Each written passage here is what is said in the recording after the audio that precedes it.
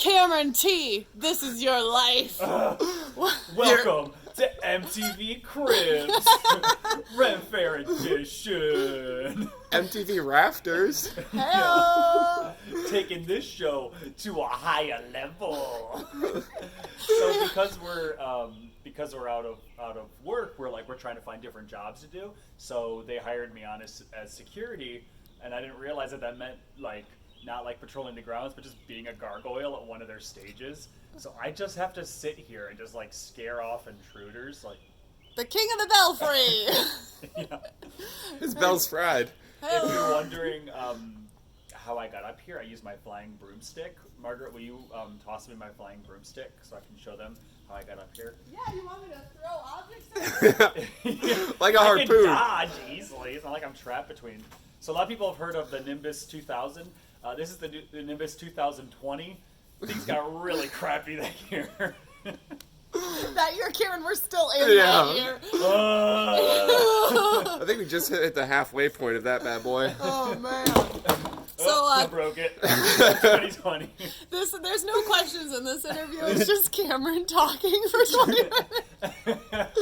In other words, most of our shows it just starts with me for 10 minutes doing really weird crap. Balancing on weird things. Yeah. Let's ask some questions. I want to relax, but somebody put a nail right in the center.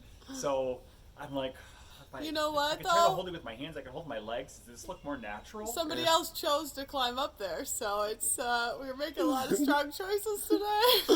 You're right. I also realized this is our second video we've done with me up in these rafters. I mean, it won't be the last. It definitely won't be. Okay, I'm going to close my legs. I'm ready for the interview. It's like my casting couch position. Okay, I'm ready. You look much more natural. Yeah, it was very Just comfortable. look more Yeah. coy. It's very you. Thank you. Secret is Cameron's actually an airbender. He just bebop booped his way up there. He could come down anytime. Hey Cameron. Hey. Question number 1. You've been given an elephant. Okay. What first? Congratulations. Yeah, That's a big deal. Thank you. Secondly, you can't give it away or sell it, which apparently is what people do with elephants. So what would you do with your newfound elephant gift? I would train it to trample thine enemies, so that way I don't have to worry about social distancing. I could just charge into places and be like, out of my way! Right, because if you were on top of an elephant, you would already be 6 feet away Yeah. from people, but then to Yeah. add insult to injury, you would... Well, that injury to insult, honestly. Trampling I people. would train You it to just bullet a trample china people shop. who call me small instead of medium. Oh, I'm a okay. big boy! Well, Use its trunk to reach things off top shelves. perfect. Nice. Yeah. All right. Okay, well, Makes sense. Logical. That seems like the next, thing that should happen in the Jumanji game that is 2020. Yeah. Second question. Okay. What made you want to create Barely Balanced?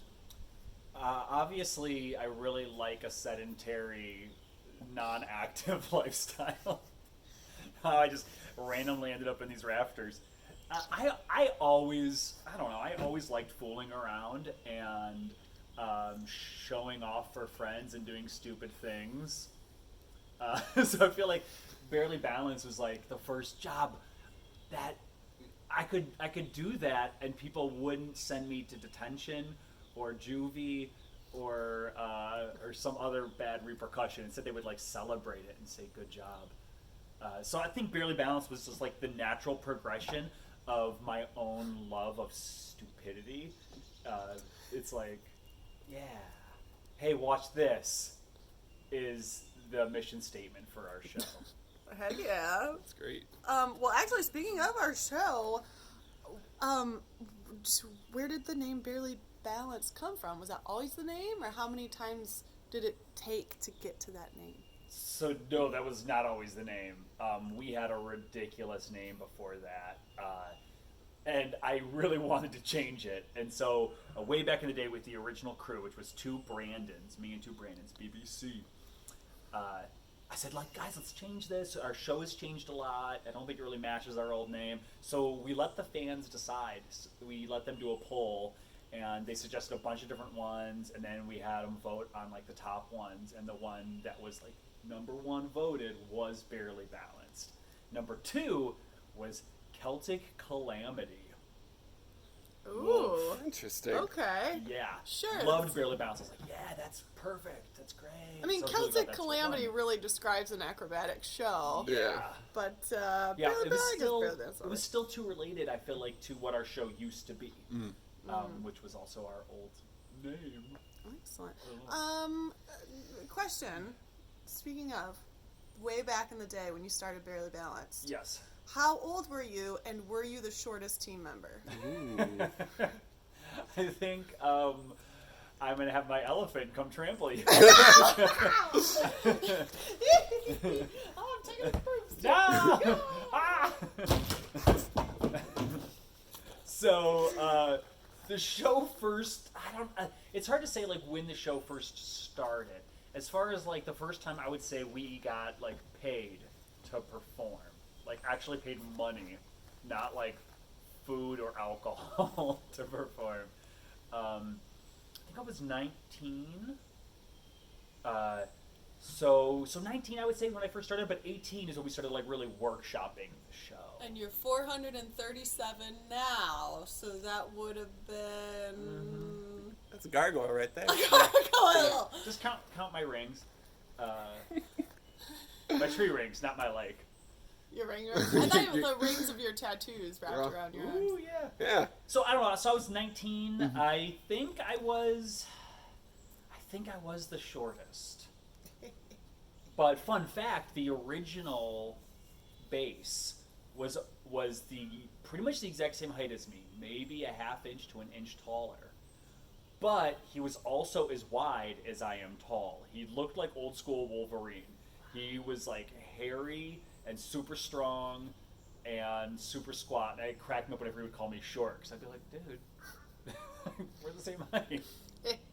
Except I don't roll when I fall over because I'm not a big muscle bound dude. And you're an airbender, so And it yeah. just catches, the wind catches you. It catches me. Next question. Do you have a favorite tattoo? Oh, snap. So, yes, I do. All of my tattoos are like 20-some years old. Or about 20 years old at this point.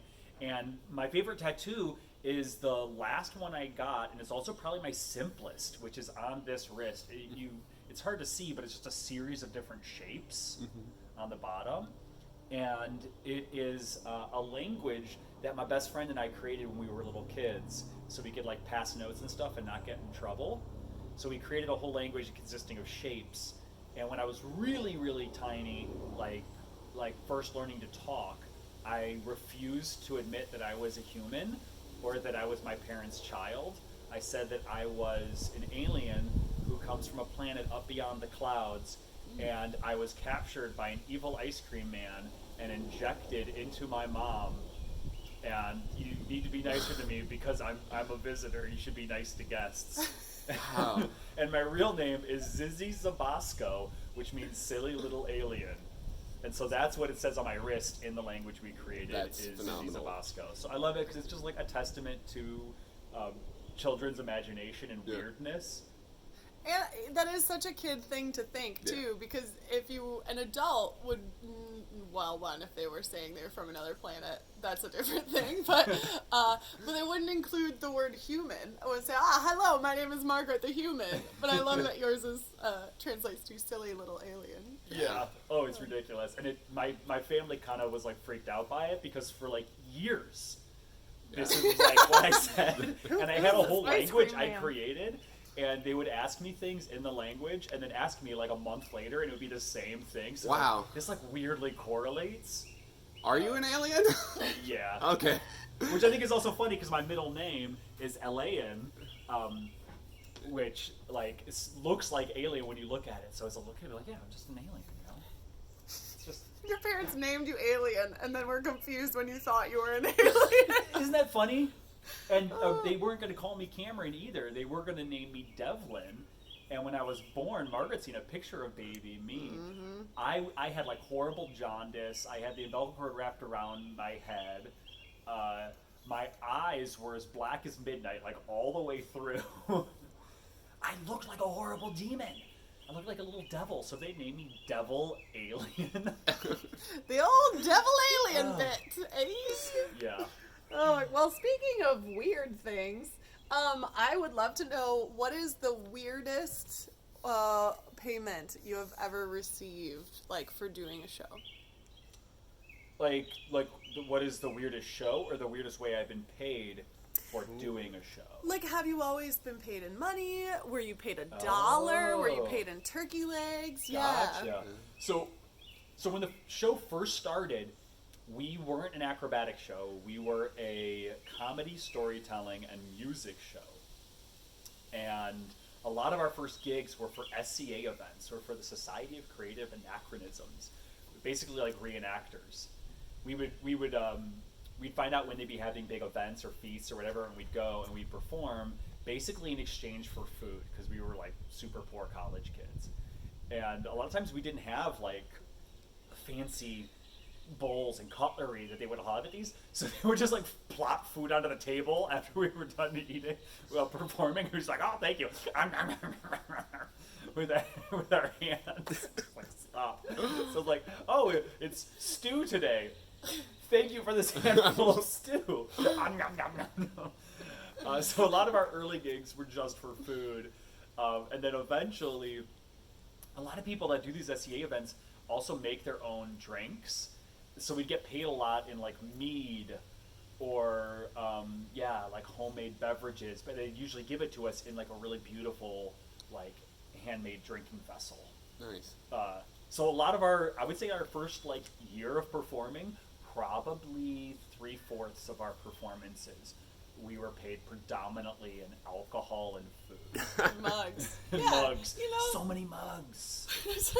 I'm always paying my rent in mugs. Yeah. But a lot of people at those events who like to, like, their dream is that they are a king or a nobleman or what have you.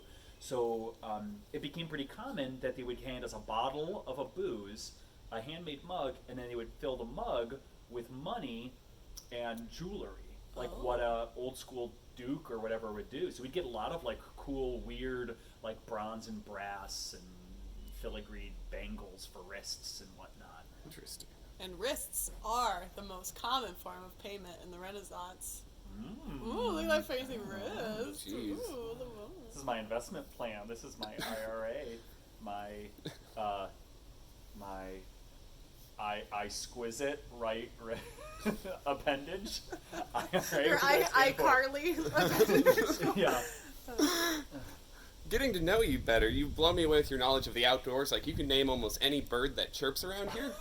Has that been always a passion of yours? Or I mean, thank you for saying that. I feel like it's I've always loved the outdoors because I think it's so important for kids and adults. I think everybody to have access to wild spaces. It's important to have wild places where you can be wild. You know, like if I climbed into the rafters in most civilized places, I would be yelled at. So the outdoors for me has always been like one giant unsupervised playground. So I've always been drawn to that. But I went to school for wildlife management and to teach about nature. So I think it's always been in there that I've wanted to share a love of nature with people. And I've always loved trees. Trees have always been my favorite. But birds, oh, birds. I've never been great at ornithology. That's always been one of my weaknesses. This makes so much sense now. You're up in the old belfry fighting off the birds. yeah, scare away. Stop roasting on there. I wish I had some mayo I could just drop on and it looked like I dropped a huge cloaca blast. Oh, God. Wow. Hey, the magic word of the day was cloaca blast, which means we have time for one more interview question. I have a fun one, but if you have one. Yeah, go for it. What is your favorite Harry Potter character, and could you beat them in a fight? Ooh. Okay, so favorite Harry Potter character. I'm gonna say Remus Lupin. Such a fun character. I love the whole kind of werewolf thing. As a hairy dude, I kind of relate to that. I like that he seems spooky, but turns out he cares so much about Harry, which I can also relate to because I think, especially when I'm up on my stilts, I can look sometimes a little spooky to people, but as they chat with me, they realize I'm kind of a big caring goober. And could I beat him in a fight? Definitely. I think I could defeat Voldemort in a fight. I mean, it's like, oh, sorry, he who shall. Yeah, I can defeat him in a fight. I think I can defeat any of them because they're just actors.